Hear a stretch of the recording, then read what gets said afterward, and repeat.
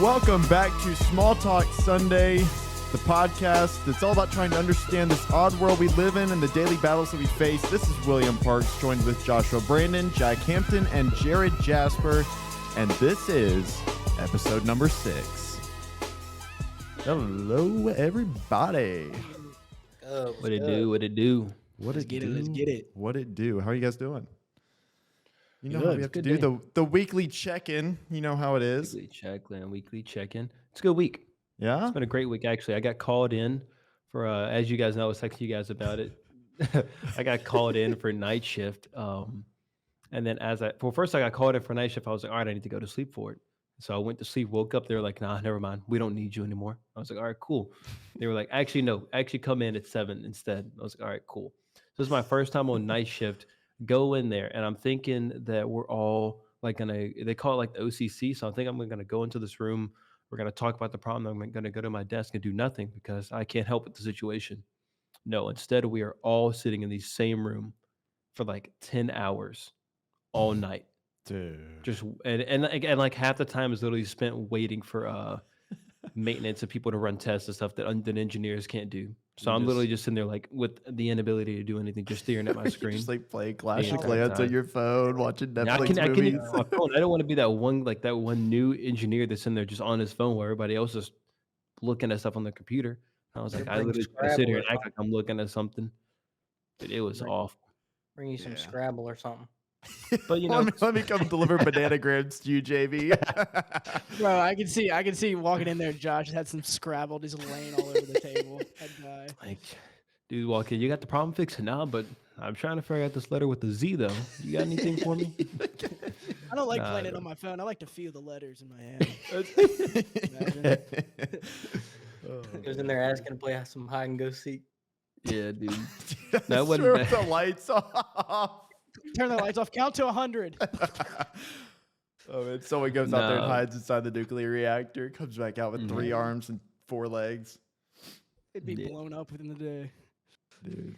It's been a good week though. Besides that, after that I kind of got some time off, so it's been a good week. Good. Here, bro. Pretty chill week. That's always much needed. For sure. I had a good, productive week. We had an ice storm here, unfortunately, so I did not leave my house from like Tuesday to Friday. So not being able to go to the gym or get a workout in did take a toll for sure. Man, dude, it was that bad in Memphis? Yes. Oh my gosh. It was really bad. Schools were closed here most of the week. Wow. Yeah, it was. We had the same kind of thing because I mean, I'm only like 2.5 hours away from Memphis. We're Nashville's not much further.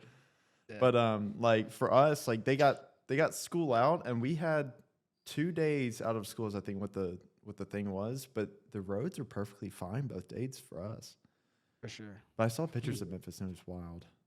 Yeah. Wasn't too terrible. It's sunny here. Yeah, Jared, you don't need to talk about weather. Jared. Sunny and 60. Yeah.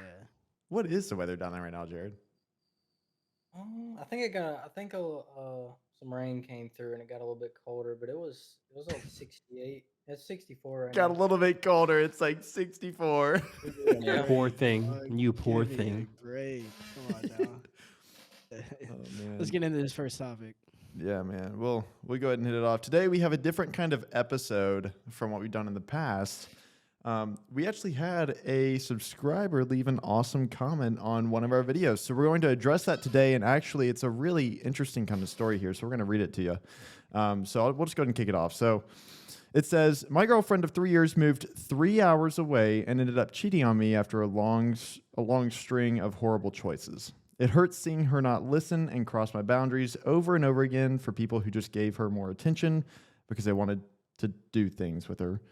2 days after our breakup, she hooked up with one of the guys in that quote-unquote friend group, and then everyone ghosted her. About 2 months after, she was used and betrayed, and she begged me to come back, and I did. But now I don't know if I can forgive her, and it's mentally draining having to justify staying with her, and she basically hurt this guy so bad. She's my first serious relationship and high school sweetheart, and seems to genuinely regret her choices, but I don't know what I should do. And after hearing your take on second chances, I would like your opinions on what I should do given my circumstances. And barely anyone preaches about forgiveness Usually the advice is to just leave, but maybe you're all more religion based. You could offer some better insight. So thank you for the question. Not going to say the name. If you want to go, you can go look at our videos, find out who it is. But thank you again for the question. We all saw this and immediately were like, we've got to talk about this. This is perfect right here. Yeah, wow. Like, yeah, literally reading it, you even reading it back, I was like, yeah, first of all, I want to say I'm sorry that this happened to you. Sorry that you're going through this. I would say that we're all going to be praying for you in your situation. The biggest thing that I saw is that you said that it's hard for you to forgive her, and it's mentally draining for you to hold that on yourself, that should I forgive her? And that's a very big thing, is that when you have those problems, when you have that problem forgiving somebody, it can be very mentally draining as to how am I supposed to continue on with life, and knowing that behind my back I'm going to put a face on, I'm going to put a front on in front of them, but now that when they're away, they never know that how much I have animosity towards, how much you can't forgive them. um and I think just you having that burden should be something that you should see you should be able to release that. Um, Even if you could just speak to her and say that it's going to be hard for you to forgive her and it's going to be a working process, but still let her know that that you will be able to forgive her at some point. Because I think forgiveness is the biggest thing. Even if you can't forgive her for her sake, do it for your sake. That would be my biggest advice on this to start off with. Because I think just being able to get that off your chest will be a weight lifted off of you for sure. Well, I Yeah. think going off of that, I think it's posed as one question, like how do I forgive her and stay with her? But it's really two questions. It's should I forgive her and should I stay with her? And I think you have to look at these as two separate questions. And the answer to the first one is yes, you obviously should forgive her. Not for her sake, or she didn't even have to apologize. Forgiveness is between you and you should do that for your own mental health. When you're ready, when you can come to that point. Um, but I think looking at these as two separate questions is very important because you could still forgive her and not be with her. That is still your choice. So, Just building off those two questions as well, I think some other questions you can ask yourself currently. I know that you're back together with her, and I want to offer my condolences. I've been through a situation like this, and I can't imagine your pain right now, bro. But two more questions you could ask yourself is, do I feel fulfilled and refreshed after spending time with her still? Listen to your gut after you spend time with her. Do you feel guilty or shameful now because you feel like she has wronged you and that you're just going back to her because you know the situation, you're familiar with your relationship? I think that's a question I had to ask myself a ton because I have been back with an ex before, and the reason behind it is really what you should go after. Yeah, that's actually a really good point, Jack. 'Cause you don't want to go back to a relationship out of, knowing that they're in a really broken or maybe a sad point in their life. You don't want to do it just because you know they're in a bad point. You want to do it because you know that you're fully ready to get back into that kind of thing again. And just like the others have said, definitely gonna be praying for you and thinking about you. Especially the first second I read this, it immediately came across as like, okay, yeah, we got to think about this, pray a little bit about this, and let's just talk about it a little bit, because this is something that whether people say it or not, a lot of people deal with this, or they have this kind of situation pop up more than you may know, brother.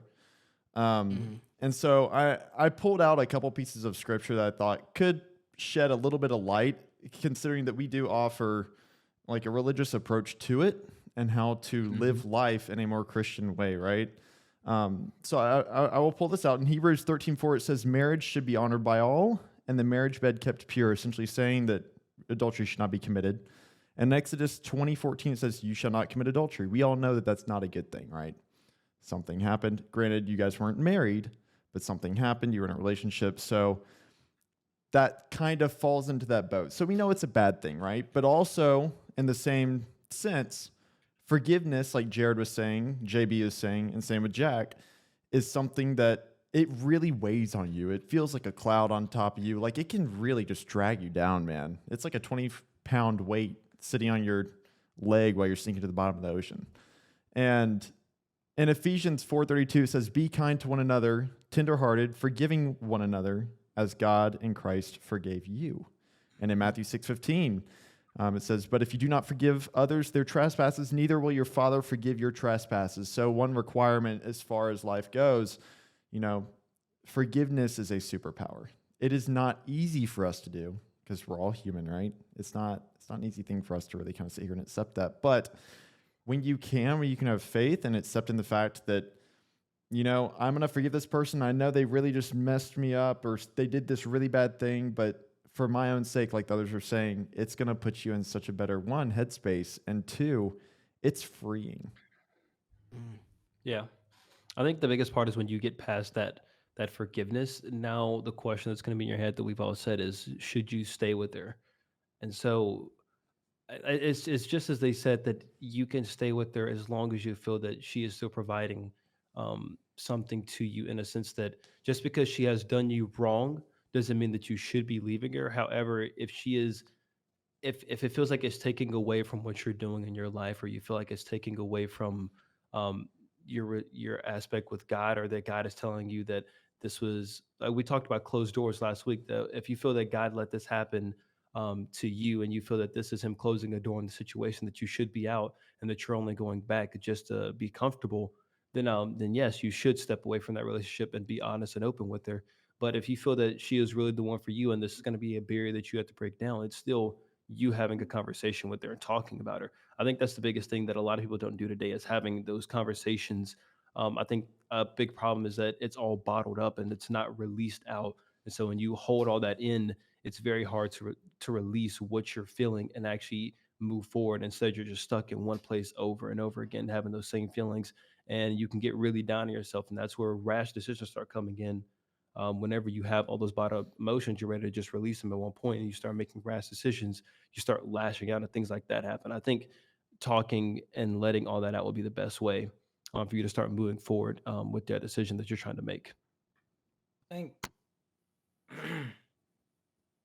going off that, I mean, you're gonna have to figure out whether she changed or she made a mistake. That's two big differences right there. Um, and another thing to point out, I noticed that you said that you're with her now and you haven't forgiven her. If you're gonna stay with her, it is crucial that you forgive her. If you want to work it out and be together in the future, it's crucial that you forgive her, and it's crucial that you let it go.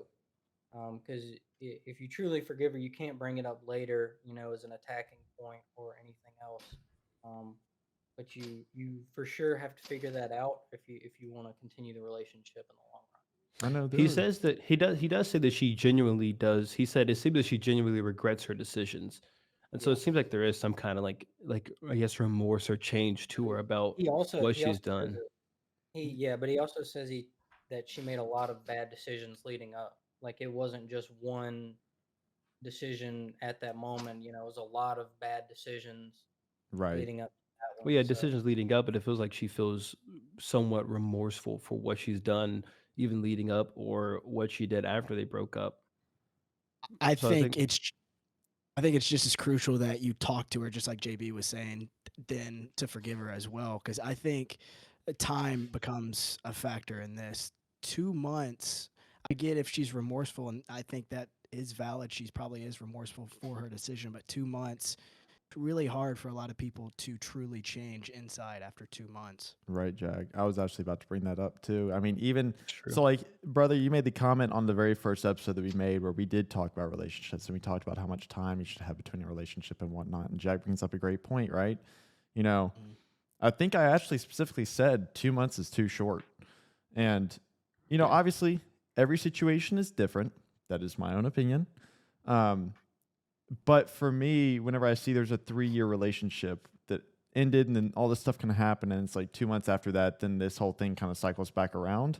In my mind, I feel like you may want to give this a bit more time before hopping back into it. But if you're back into it, like Jared's saying, forgiveness is a super crucial thing. And I know that there have been people around our age who have been in marriages or I guess engaged, should I say, and they've hit some speed bumps over some things that, the other person did that they just couldn't get over. And the one barrier of that was forgiveness. It was forgiving and understanding, hey, what? I know they did these things.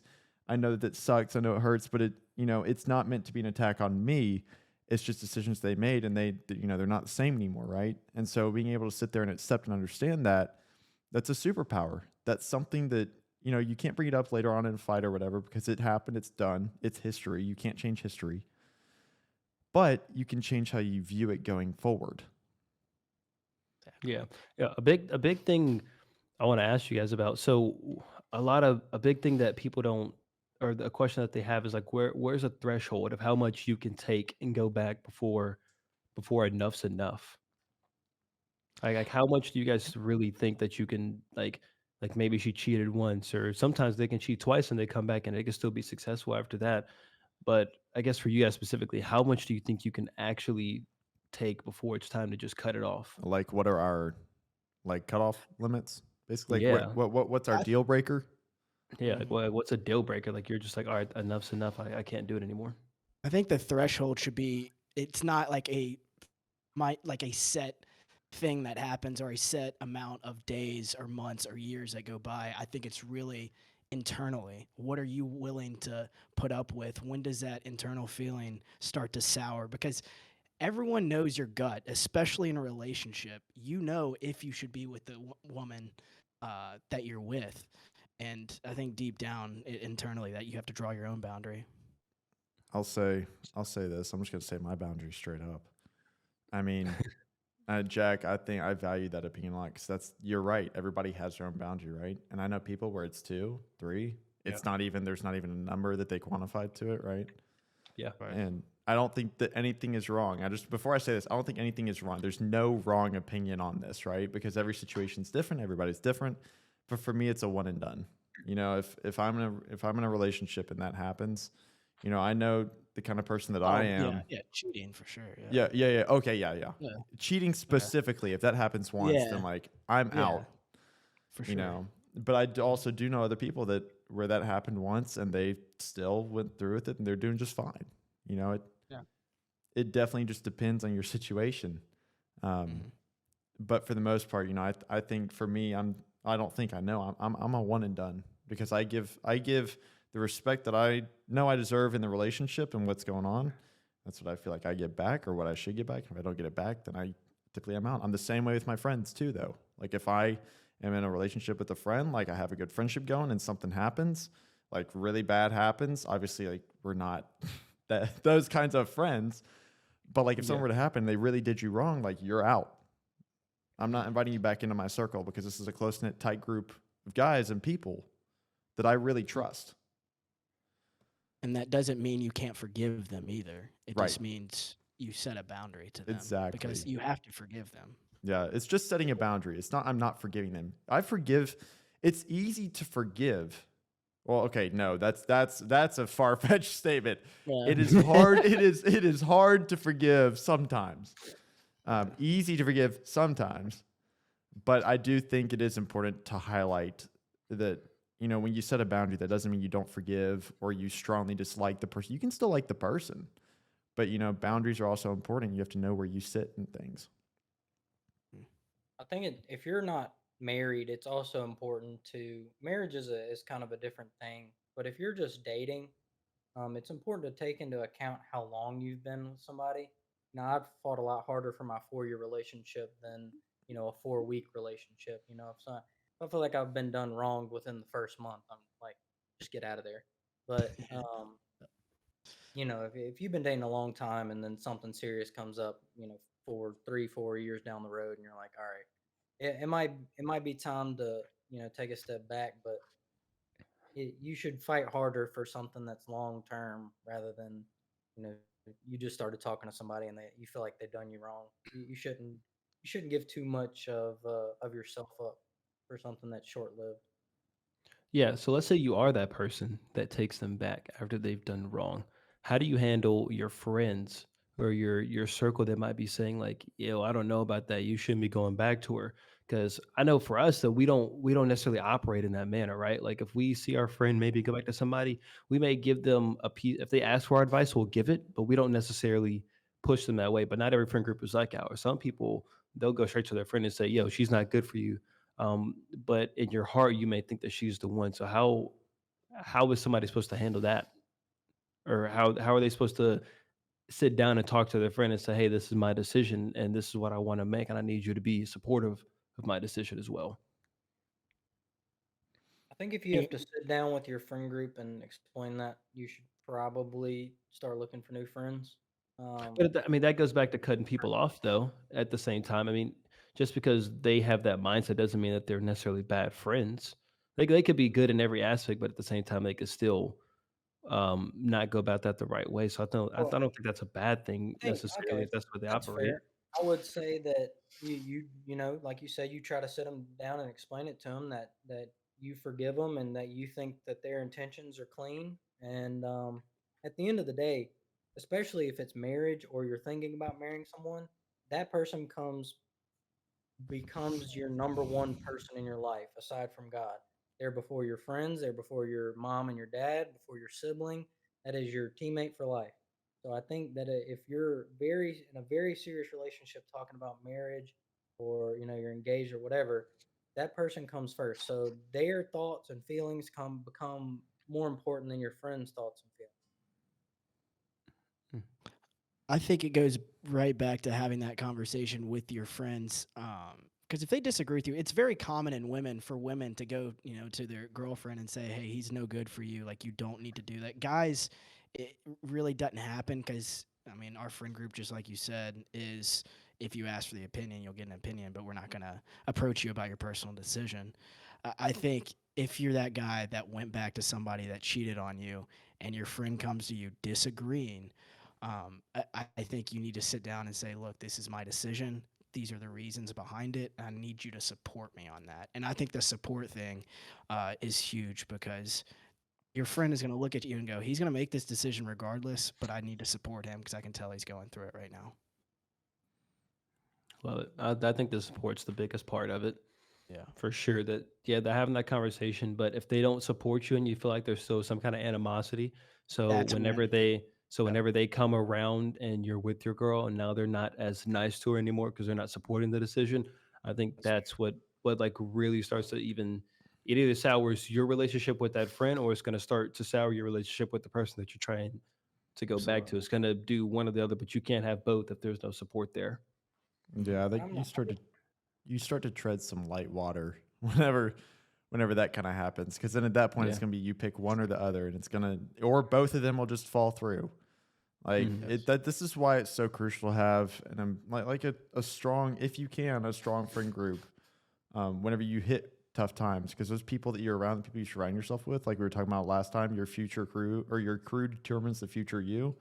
If you surround yourself with bad company, I hate to say it, but you're probably not going to be making a whole lot of great decisions, and your quote unquote board of advisors over there probably won't help you make a better decision anyway, though, Absolutely. right? Yeah. Yeah.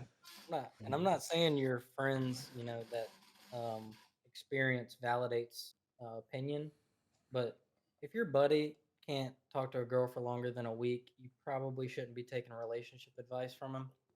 Mhm. That's just personal opinion, but And I feel like human nature is like if somebody goes against it, it's like like the preacher daughter thing. It's if somebody's telling you not to do something and they're forceful and hateful in that manner, you're probably gonna do it just to spite that person as well. And I think that's common in friendships and girls especially. I want to pose a question to you guys while we're on the topic of friends. And we've had a good friendship for a long time, but for someone who doesn't have a good network of friends right now. What do you guys look for in friendships? Like, what do we look for in friend? Yeah, like what do you look for when you're because we all have bump ins to people at the gym or at the grocery store or wherever, and you start to gain acquaintances when you see them. But when you really want to develop a friendship, is there a certain like mindset that you look for in a friend? Yeah, I think I have like criteria when it comes to Right. who I think there's like a certain list of things that I have as I consider because I have very separate from who's friends and who are associates. Those are two separate things. Right? I think friends are people that I trust wholeheartedly that I know if my life was on the line, I have them in my corner and I can trust them versus associates where people I can associate with you every single day and I can talk to you. So for a friend, I think the first thing I look at is honesty. I want to know that no matter what we're talking about, that you're not just saying certain things that are either going to be a people pleaser. You're not saying things that are going to make you seem better or make us seem better. you're basically talking in a way that we know everything is out in the open. So even if you do disagree with me, because I think all of us, we all have disagreements with each other, but when we talk about it, it's in a cordial manner, so we know it, and it's all out there, and there's no confusion between us. I think, yeah, honesty is the first thing I always look for whenever I'm talking when I think about looking for a friend. I think that's great. I think that building that friendship is a lot like this is going to be such a broad analogy, but I know that a lot of people could probably understand this. Working a job, right? Like you start out as a junior level, whatever you're doing. Maybe you're working the front counter, whatever it may be. For me, whenever I meet somebody new, you're just an associate, like JB said. You're just somebody that I know. I don't know much about you, but you're just somebody that I know. And through more time, just like in a company, you work there longer, you get better at your job, you understand what you're doing, you can take on more responsibility, and you're also at the same time on a promotion scale, you line up against a checklist of things. Are they doing this? Are they doing this? Are they doing that? Are they doing this?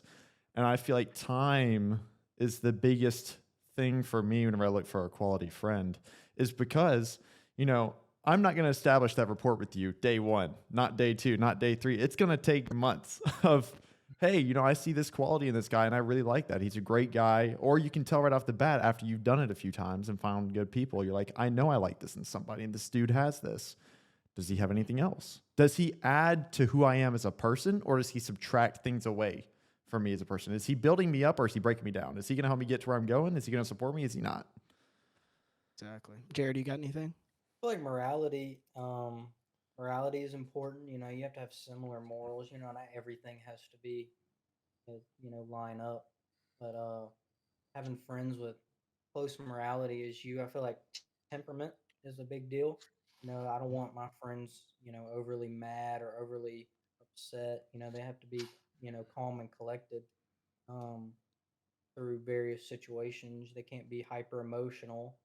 Um, So just those really. I mean, there's a lot of different things that go on for days, but those are two things that come to mind right Uh, now.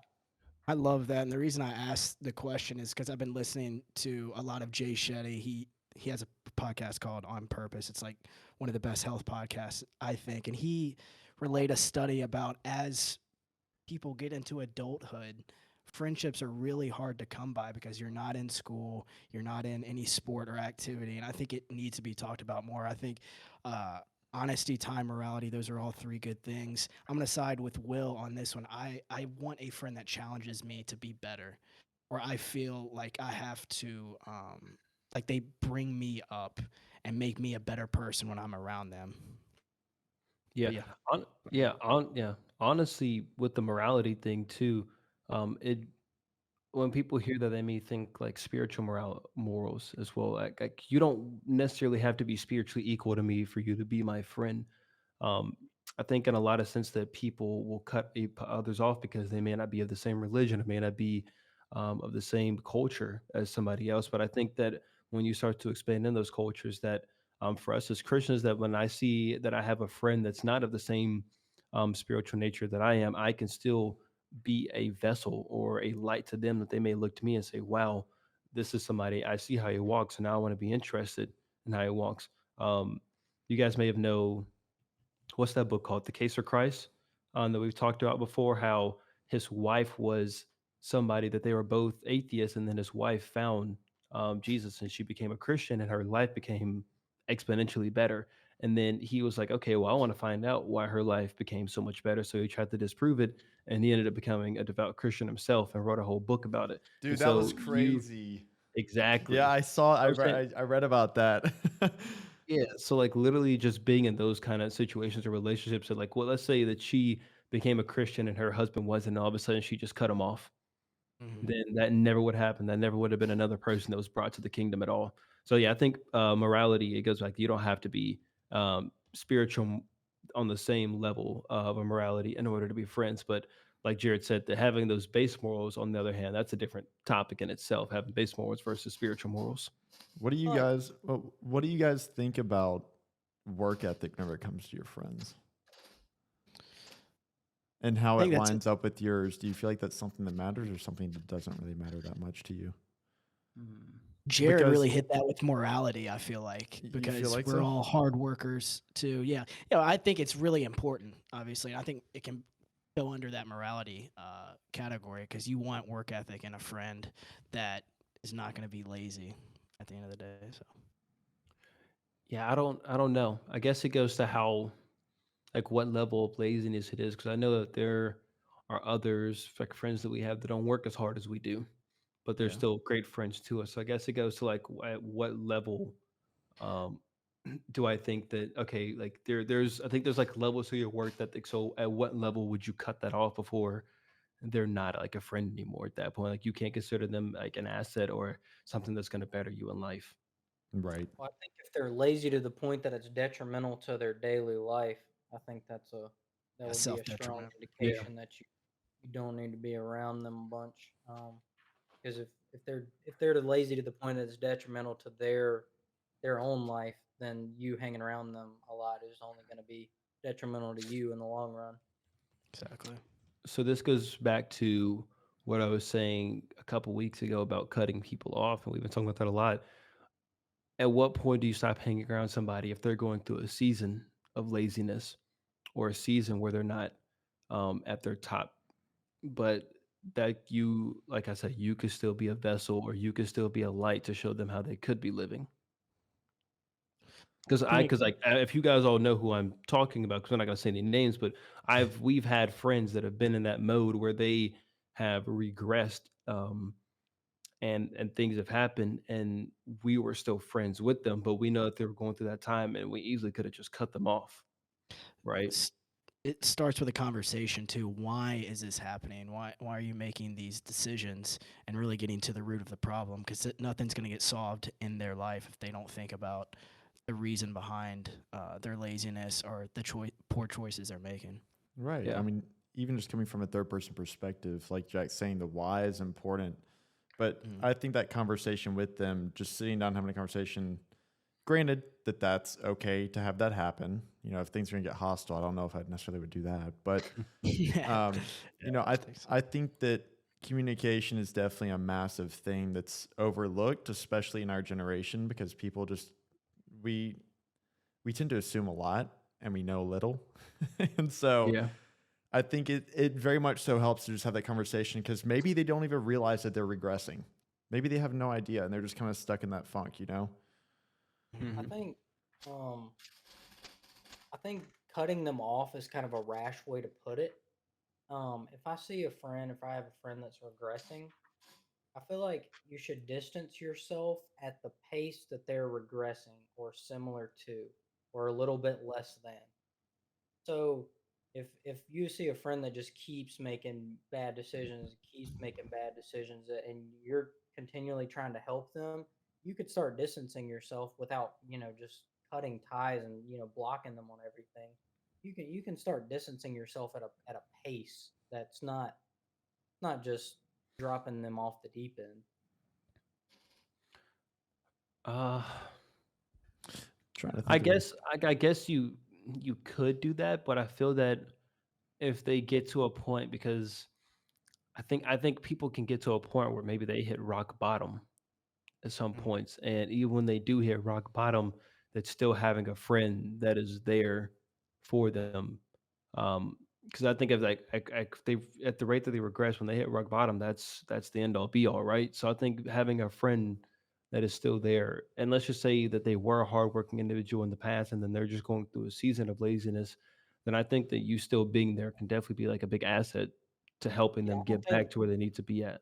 I that don't was think my you next should cut them question. off completely, when they get there. I don't think you should cut them off completely ever, but I think you can take a step away and still be there in aspects of their life without being their, best friend.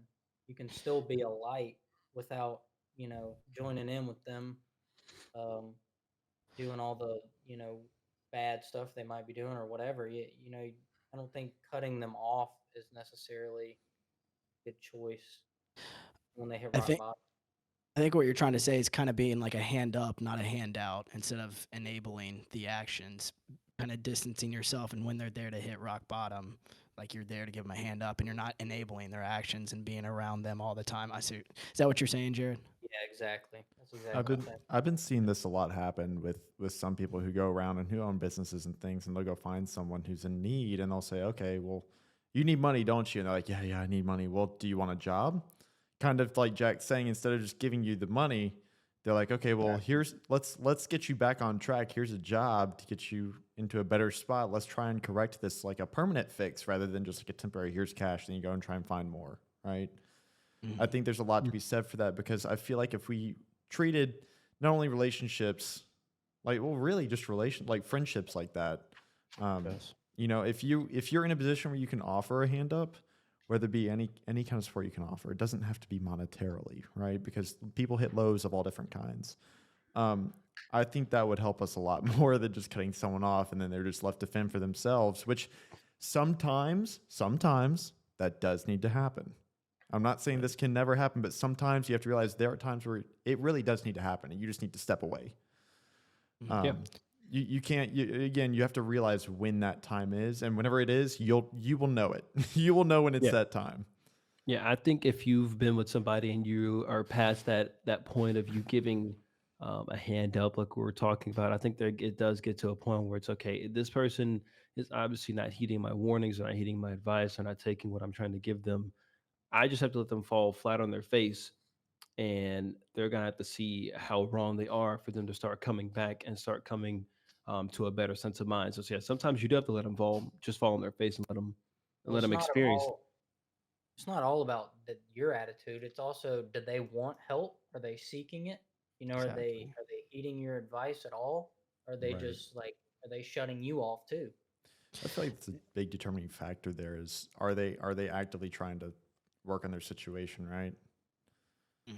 I think the letting them fall point that JB made, I think you have to get to that when they're not hearing their friends or anybody around them. It doesn't matter what you say, because before you let somebody fall, you obviously want to intrude and try to have a conversation about what's been going on in their life. But I feel like letting them fall kind of is the last resort, and it has to be done sometimes. Right. Okay, I want to bring up a question here to you guys. So like, we're talking about all these bad traits and bad things that are going on, right?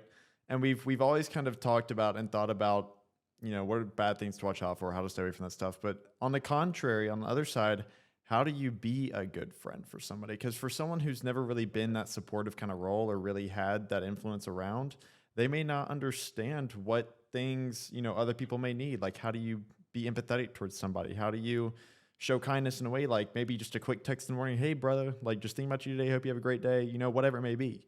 Because I know a lot of those traits are, I'm not gonna say they're learned, but you observe them from somewhere else or someone does them too, and you're like, oh wow, that felt good, then you start doing it, right? I know there are people that they don't have, or they haven't been shown that kind of kindness before. So what are some traits that you all kind of implement daily or weekly or however often that showcase some of that stuff? I think communication comes to the top of mind. It's something I've been struggling with you guys and my other friends, but communicating, because we don't live in the same city, but if we did, it doesn't matter. Communicating with them, checking up on them. How was your week? What's been going on in this season of life? What's been going on at work or at school? I think communicating is a baseline to a good friendship. Yeah, I think the thing for me is that you just need to be there.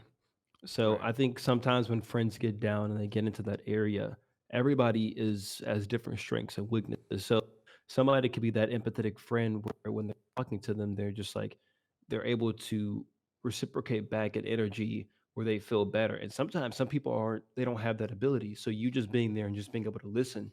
Sometimes people just need a shoulder to cry on and somebody to help like listen to what they're speaking and get their frustrations out. So I think just being there in general is like the biggest thing. So whatever you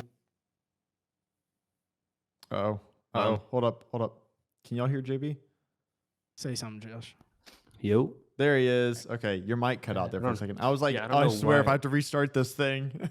No, I don't know why it You're cuts out good. like that. But You're yeah, good. it's like I said, just being there for somebody so that when they are going through that, no matter how they may feel that you may have something going on, like I'm watching a movie with my girl or we're about to go out to eat, that yeah, my friend needs me here at this time period, that there are bigger things in the world than just what you have going on at that moment. So just being there is the biggest thing for me. Aaron, Yeah, you got man. anything? It's definitely something where it's like, you know, I know for me, from my experience, like whenever I get a text from Jack or I get a call from JB or even from Jared too, any of them, Like it makes my day a lot better and something that I really cherish. Personally, this is what I like to do a lot is I like to help people out with things. So like for me, doing like an act of service of like, oh, like you need help with this. All right, I got you, brother. Like, let me help you out with that. Let me do something to help you with this. And not that any of the tasks that the other three of them have anything to do that coincide with my life and what I do and not really what they do. Yeah. Just like physically, like even something as small as just like I'm walking inside by myself and I see JB's out by his car. He's unloading groceries and he's just trying to take a massive load. Going up to him and be like, yo, JB, hey, you want some help with that, brother? I got you. Like I didn't have to go out of my way to go help JB and bring that stuff in, but it's something small that would make his day just a little bit better. Jack, I see Jack posting all the time on Hampton Sports or even JB and Jared, and like I'll leave a comment and be like, yo, dude, this is dope. And I'll text him. I'll be like, yo, man, I love seeing your stuff. And I know Jack does that a lot every time that I post something. Not that it has to be on social media or anything else like that, but those are just things that I appreciate. I think that's great. And not keeping score too, not doing something because you owe somebody or they owe you. I think having no Yes. scoreboard in a friendship is really crucial. Yeah. No, Well, certainly. what you said about the acts of service and things like that, yeah, it really popped in my mind that sometimes that when it comes to that friendship, it's good knowing their love language. So for one person, you speaking to them or the way you talk to them, it may be like that uplifting. Some people they might just want a hug. A hug Yep. might mean the world to them versus what you say to them, or like you said, or you just doing something random as an act of service to help them. That may be the thing that means the most to them in the world. Or maybe I go buy Jared a pizza and bring it to him, and that's a gift. Maybe the gift is what makes him happy. I can see him laughing up as there. he He's like, smiles up oh, there. yeah, I I want that pizza. I'm that So hug it's- guy. A JB Yeah. hug is. It's something different. I'll take a hug, JB. That's what that's what I'm saying though. Like sometimes huh? Should I be expecting a pizza? No. You're not getting a pizza. That was as an example. You're not getting a pizza ever. I know to make But, Jared yeah. say better, but I'm not buying him a pizza right It's a now. knock on the door mid pod. But yeah, that's what I'm saying. It's just like sometimes like if you can find out your friend's love language, that can be a very big thing for you to start connecting with them, and that can mean the world to them if you can find out what their love language is and then implement that. I'm about to call. Hey, you good, brother? Goodness. You good? Yeah, I think. All over that I think, Elysium great. hoodie. I think Use that code is, Josh, by the way. Yeah, Elysium Code hoodie. Use code Josh. Joshua. That was we had a Elysium. podcast. Can we show Yeah, you our know what voice I'm some saying? love? Yeah, we had a podcast, like what was that? Our second one where, I just started freaking out mid podcast. And so we had some Yeah. things in the work. It took a little bit of setting up, but we are officially an Elysium athlete. Use code Josh for 10% off. Big dream that we had coming for a long time that I've wanted to accomplish for a long time. The owner of Elysium, if you guys don't know, is Alex Eubank. So he is the person who really got me into fitness and Christian content in general, and the person that pushed me to want to do it. So just to be a part of his brand as an athlete now means the absolute world. But since we're throwing out flowers, we're not throwing them out just to me as well. There's somebody no, else. I'm not done with no. There's we're somebody not done. else in the Uh, crowd. I want to say big ups, congratulations, because I've watched you since the beginning of this, and he was one of your biggest influences of why you started. And for you to do this, that's big time.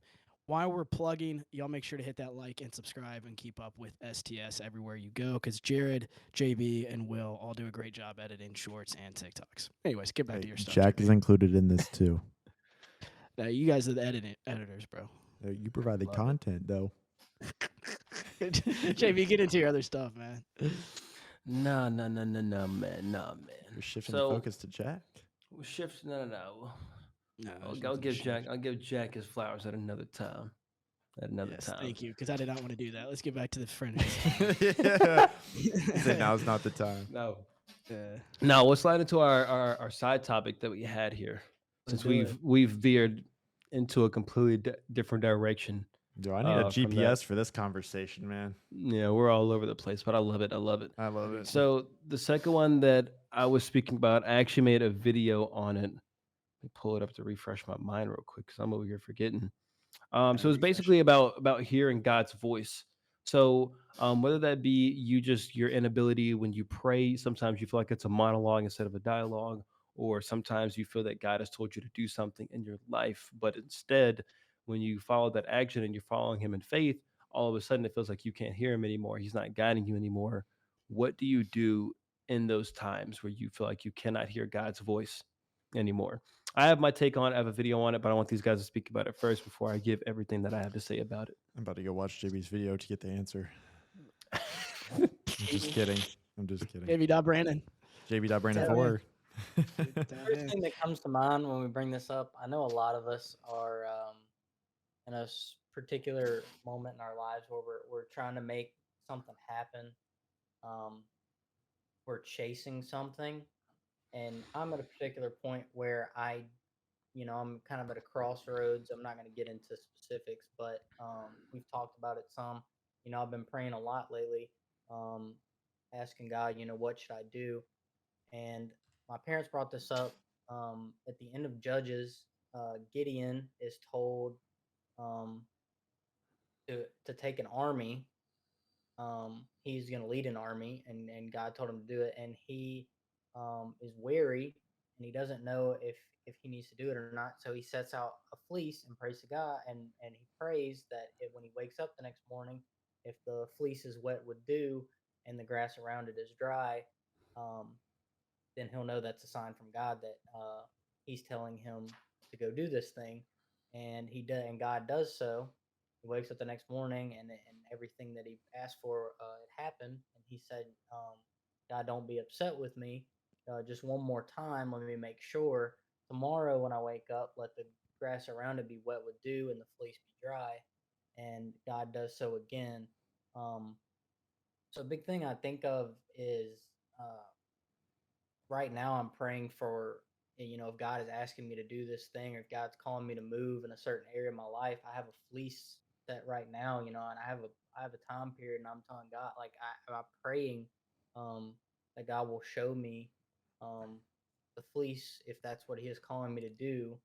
I have that set in place. So that was just a something that I've had on my heart lately about God's voice in that situation. I Yeah, that love. was my number one thing when I spoke about mine on my video, was that if you feel like you can't hear God's voice, ask him for signs to show you, because God will show you the signs. But the thing is, like you said, you have to be more aware and more attentive of the actions in your life and what you're asking God to do. So sometimes you can have a specific sign like you have, like you're asking for, Jared, or you can have a very broad and say, God, I'm not sure what sign you want to show me, but please show me a sign that says you want me to walk in this direction. And when he does that, you have to be more attentive in your life and what you're doing in order to receive that sign and know that what he is trying to show you. Yeah, like we've talked about, listening is hard, and learning to just be quiet, be still, and listen is a huge skill set. That's the hardest thing to learn, and usually that's something that we're not doing when we aren't seeing God. We're not listening because Yeah. he's always working. He's always putting forth the effort there. But just like any good friendship or relationship, you've got to put forth your effort, and that half that effort that we have is just being able to just sit still and listen to what's going on. Whether it be you get in a car and you had a conversation with someone earlier about something specific, and something comes on, and it's like, wow, that's coincidental. Or you have a conversation with somebody, it adds to your testimony, and you had a bad situation that happened, and they essentially tell you what happened in your situation before you without knowing anything that really kind of happened. Like, they're hinting at things, and it just kind of connects and makes sense. You know, Exactly. I think it you goes know. right back with doing the legwork to hear God's voice, and that is simple. It's prayer. It's diving more into God's word, and well, like you said, being still. That has a lot to do with it as well. Absolutely. And another thing that I wanted to shed light on is the fact that in those moments where you feel like you can't hear him, like you said, Jack, you got to dive into his word and read the Bible, but you also need to continue to have faith that he is moving and doing. Like Will said, he is always moving in the background. So oftentimes that when you feel like you can't hear God, he is often moving in the background. Or when you feel like you're being tested, somebody said in my comment section today, I want to give the shout out to them. I don't know their name, but they said a quote and it stuck with me. It said that the teacher is always silent whenever a test is about. And so when you're having that test or you're going through that and you feel like you can't hear God's voice, that doesn't mean he's not looking over you. That doesn't mean he's not watching you off in the background. He is still working. And my favorite one of my favorite verses that I spoke about, 2 Corinthians 5:7, is that even though you're not seeing everything in your life, it says we walk by faith and not by sight. That you don't need to see everything that he's doing in order to continue to have faith in what he's doing in your life. So I think that's the biggest thing that I want to speak about, because I couldn't really dive super deep when I made the video about it. But I think that was one of the things that I really wanted to get into whenever I spoke about it. Yeah, JB. You should definitely do like a really deep dive on that. I love I that. think I Because will. I feel like that's, and something too that I've realized as well, and or not even that I've realized, but conversations have been had with other people, is that sometimes whenever you're even the most faithful journey that you're on right now, like you're just crushing it, like getting to know God, reading, staying your usual habits and listening. Sometimes, like you said, he tests you. And the more faithful you are, the harder the enemy's going to try and attack, because Yep. you're now more of a threat to the enemy because you're doing Mhm. so good, right? So I think leaning into, reading, diving into the word, praying, all that becomes even more important, because when you wake up in the morning, you got to put that armor on, man. You got to get ready for the Yep. day. So I think that would be a really deep dive, interesting segment, JB. Yeah, I think I might be the next YouTube video speaking more about that. Yeah, YouTube. Dude, your testimony was YouTube. fire, bro. It's amazing. Appreciate it, man. I appreciate it. It was good. I sat there in the car, I was driving on my way to work in the middle of the ice storm, and I was like, man, this is good. Hit the rewind button. I said, man, he's preaching right here. Hit the rewind button again. I said, oh. Then the tears started flowing. I was like, Boy, hitting it. it hit me. Dude, yeah. Yeah, dude. One of those moments where I just couldn't hold it back. Yeah. Tried to hold it back. Whole lot of cuts in the video for me. Try to hold it back, but I couldn't hold it back. You cut like every 2 seconds. Yeah. Imagine. and I it's like, JB, I think you're lagging. no, I'm just crying. I lag whenever I Exactly. cry. Yeah, I lag when I cry. Oh man, I think my internet's going down every half second. All right, guys. Well, cool. Well, we've Great hit stuff we've, today. Enjoyed we've it. hit a great episode today, guys. In 55 minutes, we crushed it. Hopefully, you all enjoyed what you've heard today. These 3 other fine gentlemen have done an awesome job at creating some great conversation. Give it up for them. Give it up for you. Even though Throw some more questions in the comments. We love yes, Please do. yes. anything. DM us on any of us or the page itself. I I'm a little blurry right now, but I promise I'm talking. I think I can speak for everybody in this. Whenever I've read the comment, or whenever we read the comment, like I actually kind of got excited, because it's like, oh, they're curious about something. Let's talk about it. Like I just want to help somebody. Like we're on here to help you, and whatever your steps are, wherever you are in your journey, right? And whatever Yeah. advice we can provide you to help live your better life, that's what we want to do. I know JB definitely probably sees a lot of that on his Instagram with his posts, and it's a great platform. Yeah. So I think, yeah, like they said, if you guys have questions, things that you want us to answer, talk about, speak about, whatever it may be, please do not hesitate to leave it in the comments, because that gives us more incentives, because sometimes we'll just come up with topics that we think could be interesting to you, but it might not be. So if you guys enjoyed, please leave a like, a comment, and subscribe. Turn that bell on for notifications, because we're doing big things and you guys always want to be notified when we are doing that. Hope you guys have a blessed day, and I love you all. See you guys later. Thanks for listening to Small Talk Sunday. Next week, a new episode. Love you guys.